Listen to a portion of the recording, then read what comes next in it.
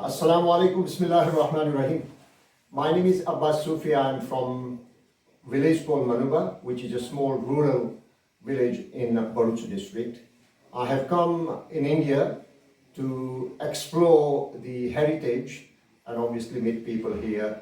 So my opportunity here today is to meet Husain Bhai. Alhamdulillah, is an established businessman here in Bharuch, and we will talk to him how he achieved such a fame and a success. He's also a motivational speaker. And then, rather than me telling everything about him, this is just a short intro. I'm gonna speak with Husain Bhai. Jazakallah, Husain Bhai. It's been an honor, and thank you for your time to talk to me today. So first of all, I'm gonna ask you a question. What was your bringing up? Husain Gulamhusainwala. I come from a Dawoodi Bohra family, which is a Gujarat-based family. My native origin, I was born in a place called Gudra, which is in Gujarat, quite a famous place. I was born there. My primary education up till I was 5 or 6 years, I stayed in Gudra because the family elder people in our demanded that my parents used to stay in Godra. Then, meanwhile, first we moved to Ankleshwar. That was something somewhere around 92, 93, 1992, 93, and then eventually later, in a year or two, we moved to Bharuch. I am staying in Bharuch, brought up in Bharuch, studying in Bharuch from 1994, I guess, right? And till now, Alhamdulillah, I've been in Bharuch. I've done my schooling in Bharuch. For my college, I moved 4 years out of Bharuch. I was doing my civil engineering. That was in a place called Nadiad. It's a nice university, Dharamsi Desai University, and I did my engineering from there. And then later on, after my graduation, I moved to Bharuch.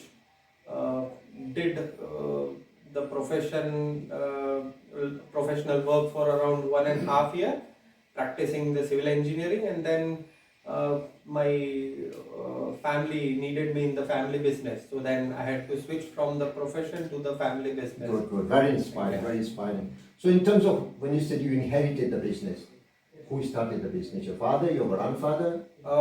My father started the business with his brothers. We are a joint family. Still, we are a joint family. We live at different locations. My uncles, some stay in Ankleshwar, some stay in Ahmedabad. They look after the governance of the branch we have there. But collectively, we are a joint family. So whatever worth I carry, they also carry, and it's a joint family venture. So my father started. Actually, our great grandfathers were also into the same business. Timber industry. We work with a banner name of M K Timber. We are known for the brand M K Timber, and across Gujarat, across India, we work for mainly in supply of wood. That is industrial purpose, not to be used much in furnituring and all. Into the construction and the real estate industries, infrastructure industries, chemical, logistic.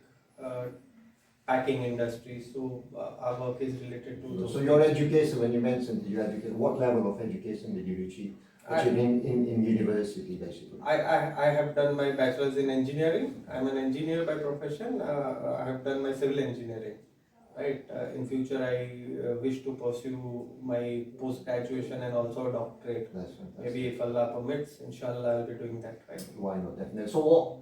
Now you said that the family business inspired you to come and join the family business because your profession is engineering, but you chose to come and sort of look after the business. So what position are you in terms of running the business? CEO, COO, what level are you in your business? So basically, we are placed at multiple locations, right? So mostly when you take a good business model, it's always the CEO and a promoter, right? CEO looks after the governance of the business. Promoter is always into the development of the business in terms of new ventures, new opportunities, and likewise, right? So what I do is because of my social presence and everything, and my knowledge of business and everything, I am mostly a traveler with respect to business work, right? So I am not looking or working as a CEO, right? There are different people from my family who works as CEO at particular branch or a venture, and I look around for new opportunities for business development, growth, kind of a promoter, you can say as a promoter. Absolutely. I have had a look around in your sort of yard. There are a lot of timbers out there. Looks like they've been obviously sitting there, some of the trees are there. Where do you source your trees from? Where do you get all the timber from? So basically, there's a lot of things going on. There's a misconception primarily, that when you use wood or trees, you are damaging the nature. Just let me tell you, this is a green industry, just like a solar industry or something. This is more greener even than the solar or some other green energies.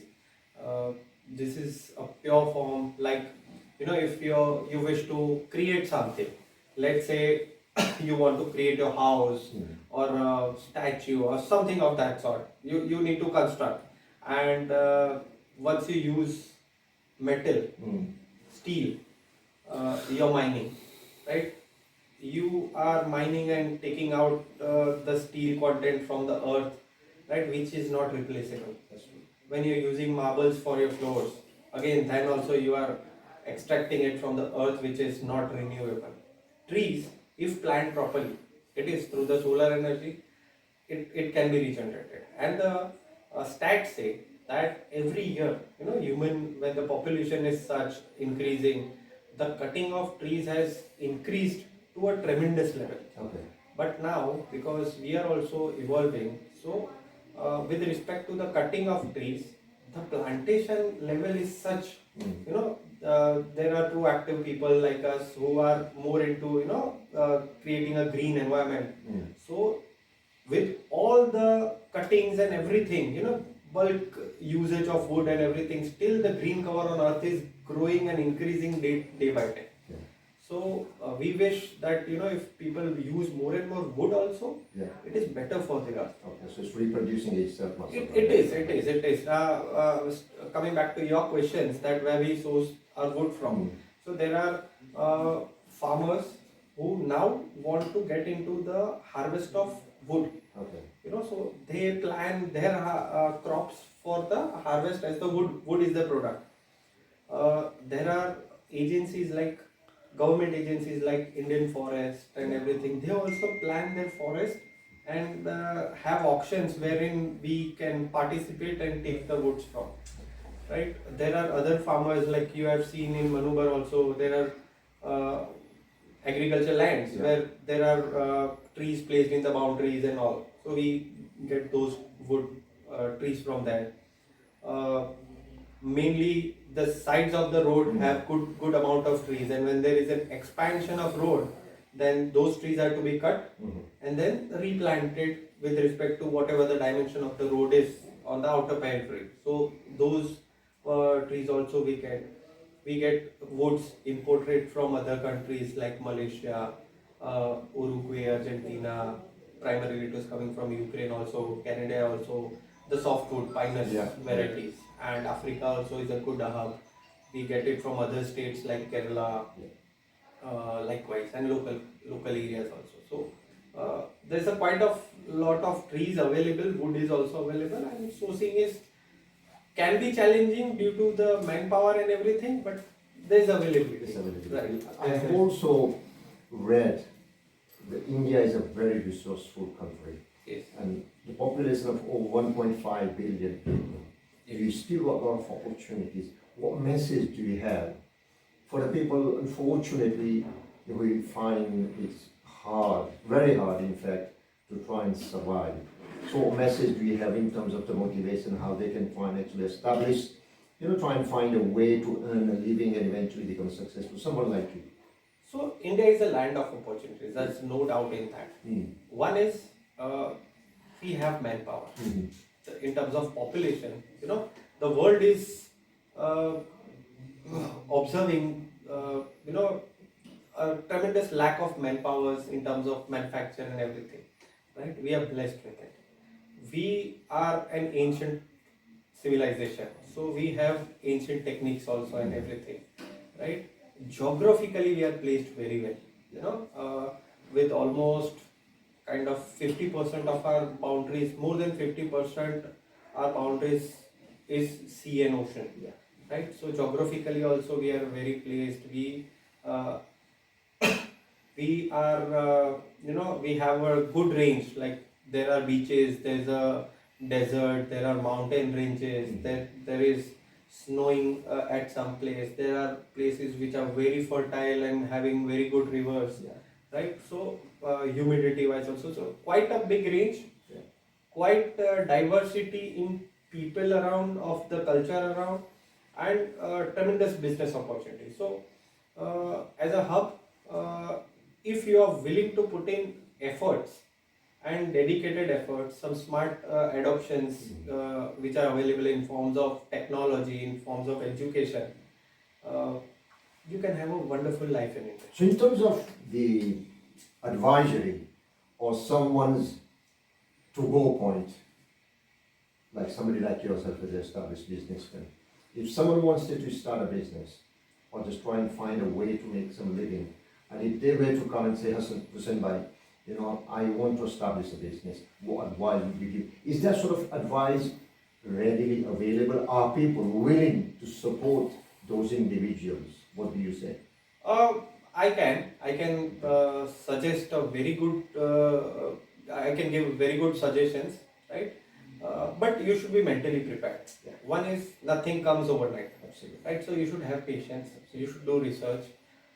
You should give that amount of time which is needed to, a seed to grow into a plant and then a tree, right? And more importantly, you have to wait. So in that obviously that's a very good answer, and I totally agree that you need to put a lot of effort. You might go through some failures, but failures is part of a success. Yes. Anyway, so picking up on that one, yourself, how does your day look like? My mornings start from like just prayers and then having a good breakfast. So that would be round about 6 o'clock, would you say? Yeah. Your morning start at 6, Yeah. which is very good. Yeah. Then some workouts and something. Yeah. On some days we have pre-scheduled travel, so maybe I miss those. So in terms of that planning, your pre-scheduled planning, how do you plan it? Do you have someone who can plan it, make your the next day or next week plan, or do you actually have this schedule that you need to do certain tasks and do that So accordingly? presently, the level which I work, I don't have someone to plan my day. Okay. It is I who plan my day, That's good. right? And when I start work, there's always a dedicated time for pre-planned works, and there's always a space for, because I told previously also, because I am a person who always keep on looking for new opportunities and new development. So if there's a surprise opportunity which comes to my daily schedule, so I have to reschedule a bit and then give, because I am keen for that opportunity, right? So that way, and India is quite a safe country, right? Mostly we end our day somewhere around 11, right? We have good family time, we have good friends time, we are very social people. Yeah. So we get good amount of time socializing also. We have good teas and coffees with friends, maybe on a daily basis also it is possible. And we do work, right? So on the time of working we work, on the time of maybe having good time with friends, we de-stress ourselves, and then have good sleep. That's fantastic. I think this is taking me back into my readings of the biographies of all the successful people of the world, and the current one who passed away. They have the similar kind of structure. Wake up early, go to sleep early, but within those hours you're awake, you try and make it productive. Yes. For your business, for your family, and your social network, which is fantastic. I think from what I picked up, Husain bhai, that you can be a really good resource for those up and coming entrepreneurs in Bharuch district, maybe even beyond in Gujarat or even in India. In terms of utilizing yourself, what mindset do you have, or even ideas do you have? What do you do? Do you currently do anything in that? Yeah, sort of- so basically, we have talked about my daily schedule, Yeah. my education, my Mm. business. Mm. Apart from that, I'm quite active in other organizations which are focused on social Yeah. and community-based activities. Right. So primarily, I am an active member of a organization called JCI, Junior Yeah. Chamber International. Okay. It's an international organization, and its primary focus is individual development. Right. So I've learned a lot from that. I've been a member of that organization since 2012. Okay. Right. And I'm a trainer. As Yeah. you said, I go to colleges, I go to institutions where I can train staffs on subjects very commonly Yeah. heard, but can make a great difference in their lives. That is very Right. good. That is So- good. I think, sorry to interrupt, the point you mentioned that you go around and do speeches, Train people. which is basically training somebody from your experience and your education, that this is something I have done, I'm doing it, you can do the similar thing and become successful, which is a fantastic idea. Not just idea, you're doing it practically. Other thing I was thinking, obviously, this is in universities. What plans, or are you planning to go say like small rural villages like Karma, Manuba, Kantharia, Serapara, or any villages around Bharuch vicinity? I know it's going to take a lot of your daily time.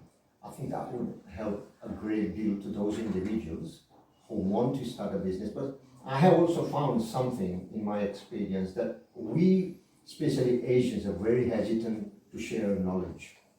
Unfortunate, I have to say that because I have come across it myself. When I go and listen or speak with the Western entrepreneurs, business people, i.e. people in the UK, in Europe, especially in North America, people like Elon Musk, people like Jeff Bezos, people like, all those famous individuals who established, they will very openly, our own Richard Branson in England, the boss of the Virgin Atlantic and the Virgin Group, they will openly give you advice from their experience, and you can take it away and do it, and in fact they become your mentor as well. What is stopping the business people in India, especially in the Bharuch district or Gujarat district, to share that knowledge with the common person? But my observation to this is, one thing can be, it's just an observation, is maybe trust. Yeah. Like you want to get into a business, and I am ready to give my services or my experience or my advice to you, and I can be a hand-holding figure for you. Okay. Right, I'm open for that. But the finances and everything which is involved in that is yours. That's absolutely true. So when you see your loss or something, there's a fear factor inside, and that might not be making you that much confident about my advices or something of that sort. So one thing is there, and then again the patience factor which comes in is which shows today you want advice from me, right? Might be possible that 2 months henceforth you are not getting your desired results from my advices, and it was just one step away. But then you change your advice. No, absolutely. Right? I think that's a very, very valid answer you've given, and I totally agree, because you, from your experience and your education, you've given that advice, and you've been a mentor to that individual. The work comes for that individual. The finances and the losses is all due to that individual, not because following your advice, because you're already shown that you're successful following your own advice. You're giving the same advice to that individual. I think you're right. There's a lot of misconception about the failure and the success. Success, like you said before, doesn't come overnight. It takes years. True. I mean, we know very famous, the inventor of the light bulb, Thomas Edison.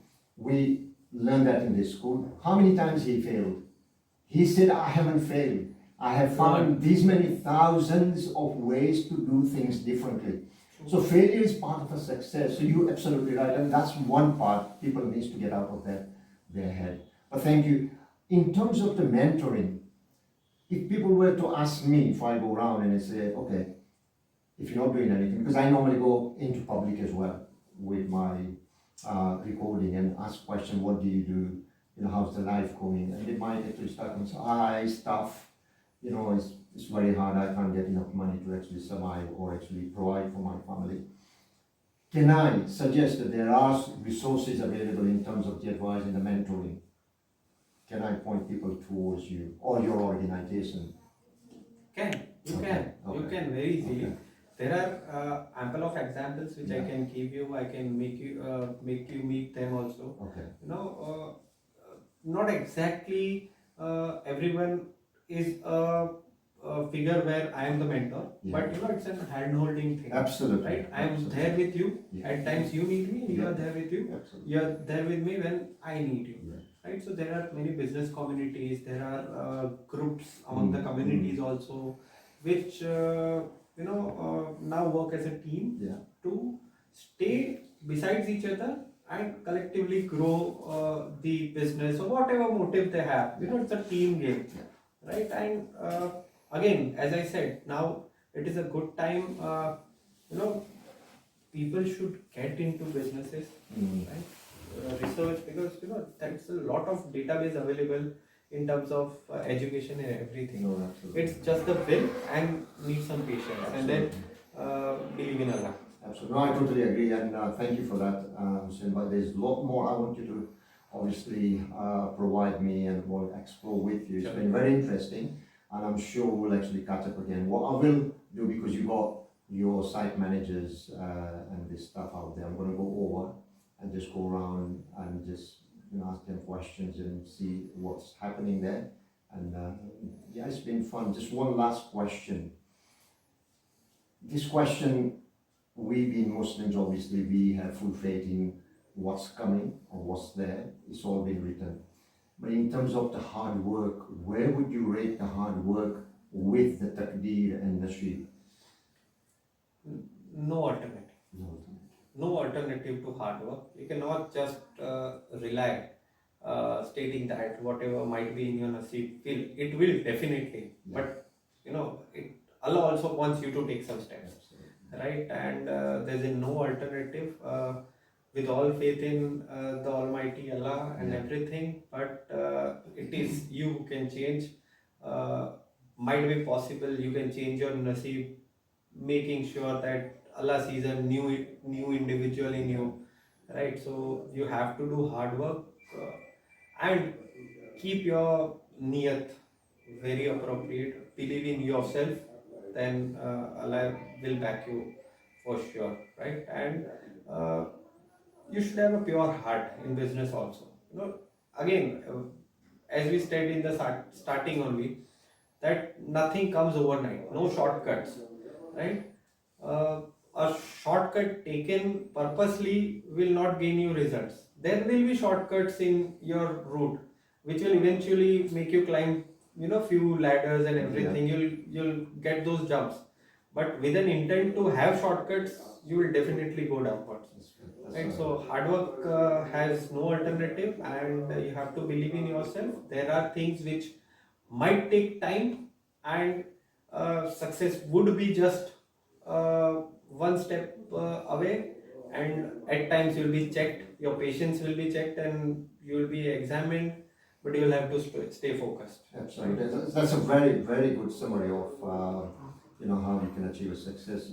I mean, in terms of, like you said, one step away, so you swam the whole ocean, where you just get drowned in a little pond. But thank you very much. It's been a great talking to you, Husain Bhai, and this will definitely inspire a lot of listeners. It's definitely giving me a lot more insight into your business, obviously yourself. I'm sure we'll talk more.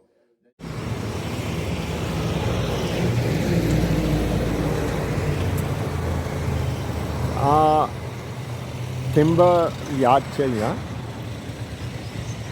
અને આપણે એને explore કરીશું, જોઈશું કેવી રીતે લાકડું અહીંયા એ લોકો લાવે છે અને કાપે છે, અને ત્યાર પછી આપણે એના ઓનરનો ઇન્ટરવ્યૂ લઈશું. તો અહીંયા ઘોડો પણ છે, આ જે ઓનર છે તેમનો, અને જો આ સ્ટાલિયન છે, આ સ્ટાલિયન છે. That's a beautiful horse. He's a goat. MashaAllah. What's his name? Noman. Noman. MashaAllah. MashaAllah.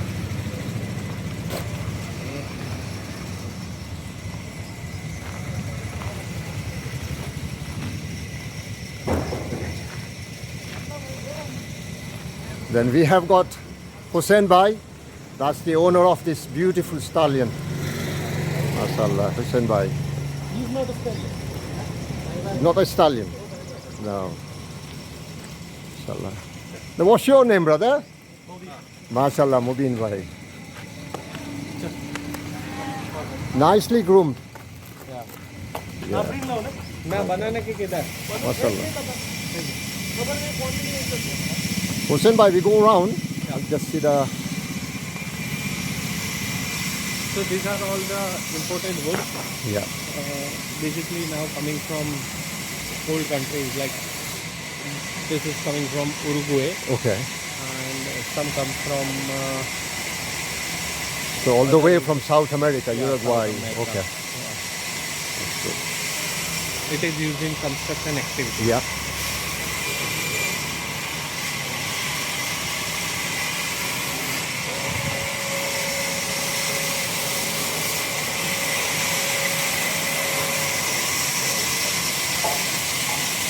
Let's go there, sir.